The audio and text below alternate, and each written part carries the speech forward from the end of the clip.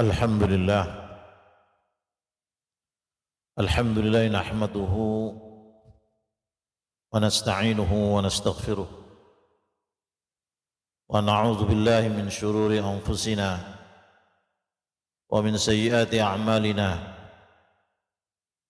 May yahdihillahu fala mudilla lahu wa may yudlil fala hadiya lahu. Asyhadu an la ilaha illallah wa asyhadu anna Muhammadan abduhu wa rasuluh wa safiyuhu wa khaliluh ar-rahmatul muhdah wa ni'matul musdah wa sirajul munir. Allahumma salli wa sallim wa barik ala hadzal nabiyil karim wa ala alihi wa ashabihi wa man ittaba'a bihadihi ila yaumiddin. Amma ba'd. Ayyuhal muslimun, ittaqullaha haqqa tuqatih wa la tamutunna illa wa antum muslimun. Qala ta'ala fil Qur'anil 'azim wa lam yazal qailan 'alima. A'udzu billahi minasy syaithanir rajim. La in syakartum la azidannakum wa la in kafartum inna 'adzabi lasyadid. Shadaqallahul 'azim. Hadirin sidang Jumat rahimakumullah. Tidak henti-hentinya kita memanjatkan puja dan puji syukur kita kepada Allah Subhanahu wa taala,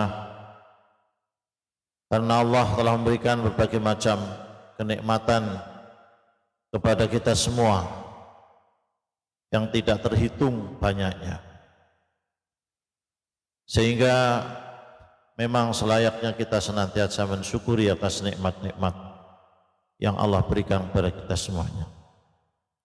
Salawat dan salam semoga senantiasa dilimpahkan kepada panutan kita Nabi Muhammad sallallahu alaihi wasallam, panutan kita, uswah kita, qudwah kita, yang jika kita senantiasa mengikuti petunjuk-petunjuknya, senantiasa menjadikan Rasulullah sebagai teladan kita, uswah kita, qudwah kita, maka kita akan menjadi bagian dari umatnya.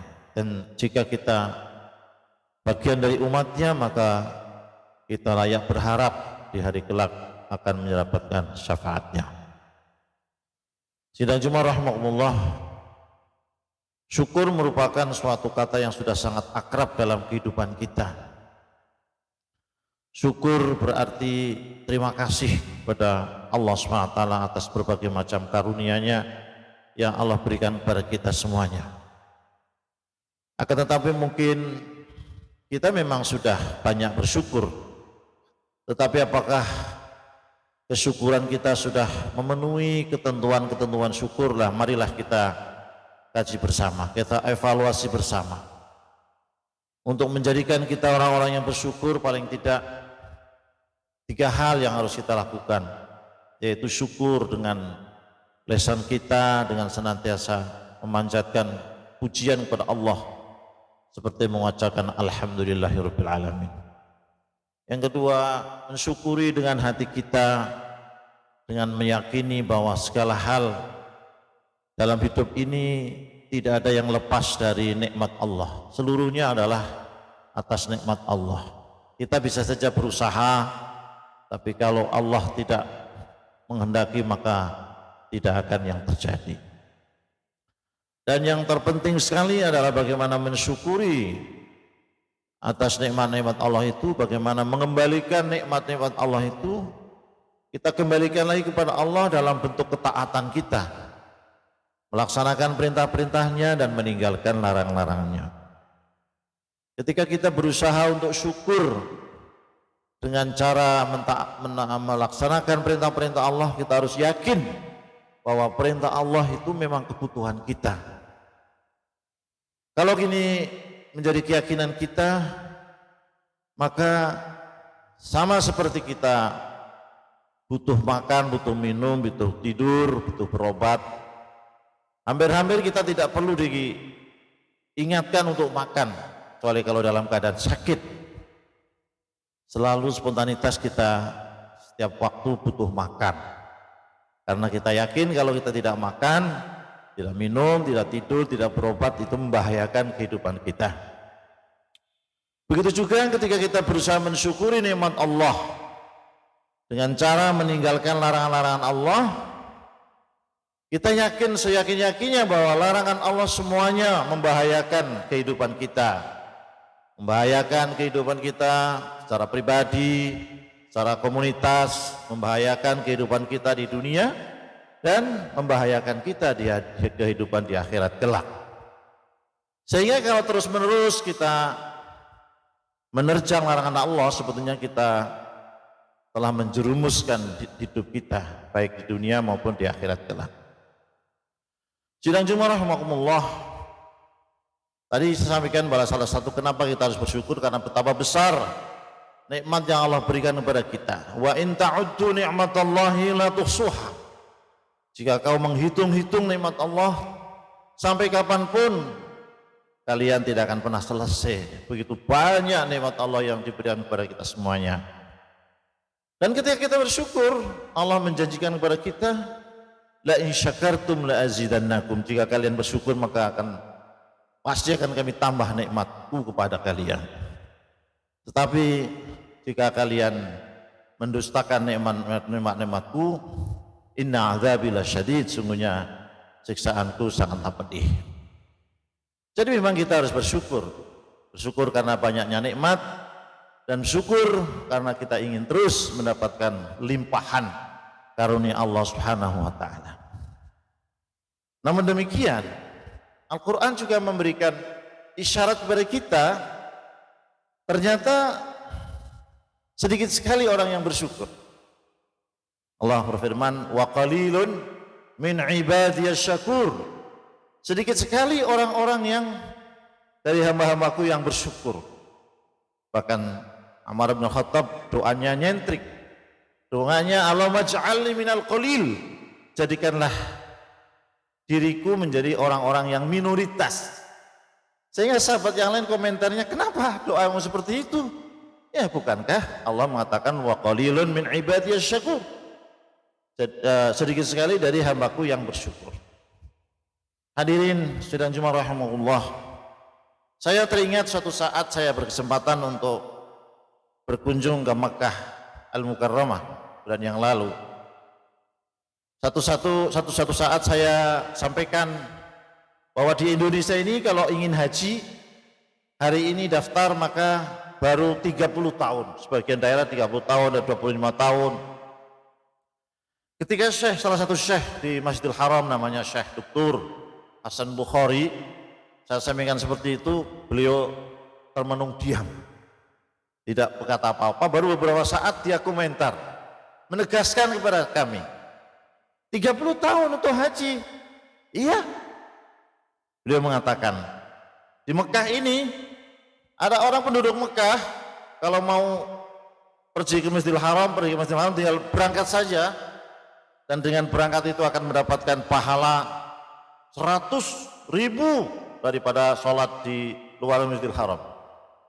Dan kalau saatnya haji tinggal pakai ihram, kemudian niat ihram sudah jadi. Tapi banyak orang yang penduduk Mekah itu tidak melakukan itu.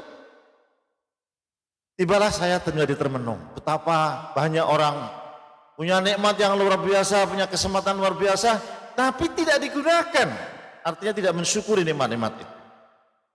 Saya jadi ingat sabda Rasulullah SAW yang sangat populer saya kira, yaitu ightanim khamsan qabla khamsin.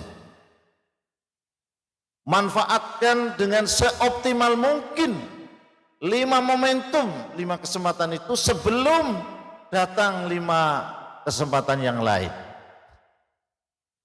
Yang pertama, syababaka qabla haramika. Waktu mudamu sebelum datang waktu tuamu. Mestinya masjid-masjid, tempat-tempat ibadah, tempat-tempat thalabul ilmi, tempat-tempat untuk berbuat baik itu dipenuhi dengan anak muda. Kalau melaksanakan perintah hadis ini, momentum waktu muda. Dan Rasulullah juga memberikan apresiasi yang luar biasa kepada anak-anak muda yang ketika masih muda sudah rajin beribadah. Tapi nampaknya di masyarakat kita belum begitu ideal. Artinya tempat-tempat beribadah bukan dipenuhi oleh orang-orang muda, justru masih orang-orang tua.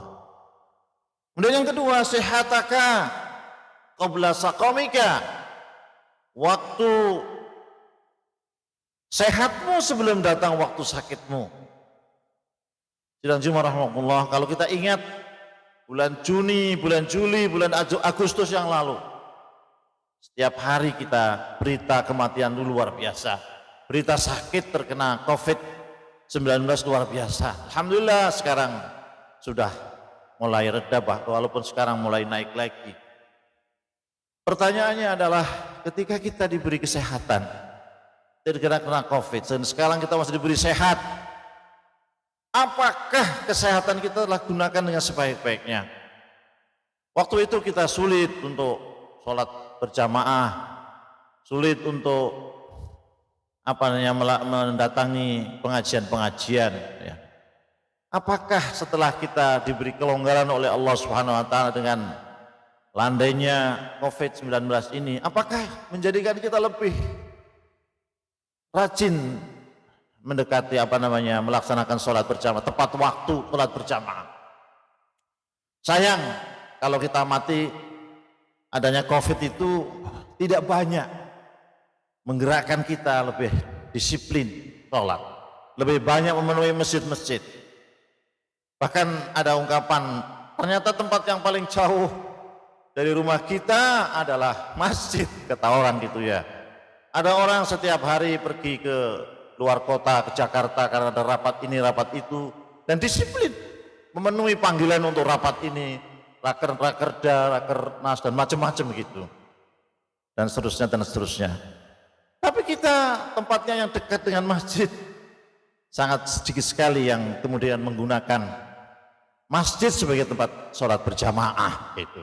Bahkan di tempat-tempat yang lembaga-lembaga pendidikan Islam sekalipun, orang lebih memilih sholat di kamar-kamar, ruangan-ruangan di kantor-kantornya daripada pergi ke masjid.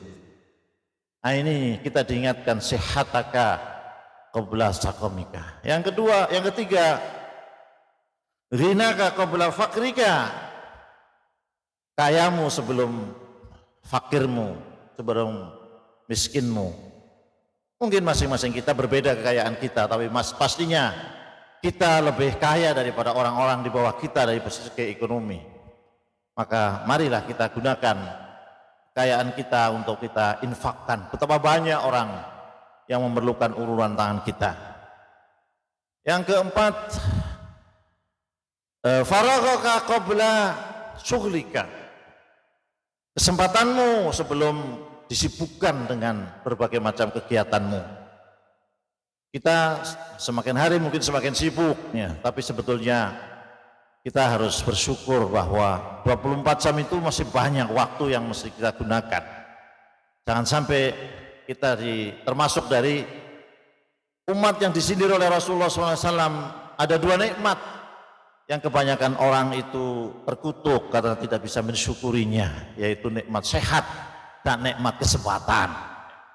Dan yang terakhir adalah hayataka qabla mautika. Mungkin kita sudah, diantara kita sudah tidak muda lagi, diantara kita sudah tidak sehat seperti masa yang lalu, diantara kita mungkin ada yang sudah tidak mempunyai kekayaan sebagaimana masa-masa yang lalu, atau punya kesempatan yang sudah tidak seperti masa-masa yang lalu. Tapi semua kita masih punya modal, yaitu kita masih hidup. Marilah kehidupan kita yang masih Allah berikan kepada kita, kita gunakan dengan sebaik-baiknya untuk beramal saleh, untuk sholat tepat waktu, sholat berjamaah, membaca Al-Quran, silaturahmi, peduli, empati kepada orang-orang yang miskin dan seterusnya. Suatu saat mungkin kita akan pergi ke masjid untuk bersolat berjamaah, tapi mungkin tidak bisa lagi karena dihadang di tengah jalan oleh malaikat. Mau kemana? Mau ke masjid? Mau apa? Sholat berjamaah? Nggak bisa. Kenapa? Saat ini saya harus mencabut nyawamu, dan seterusnya dan seterusnya. Maka marilah kita gunakan 5 kesempatan sebelum datang 5 yang lain sebagaimana pesan Rasulullah SAW. Semoga Allah Subhanahu Wa Taala senantiasa memberikan hidayah, kita senantiasa bisa memiliki momentum 5 hal itu sebelum datang momentum yang lain. Barakallahu lana fil Qur'anil azim wa nafa'ana wa iyyakum ya fi minal ayati wa dzikril hakim wa taqabbal minna tilawatahu innahu was-sami'ul alim.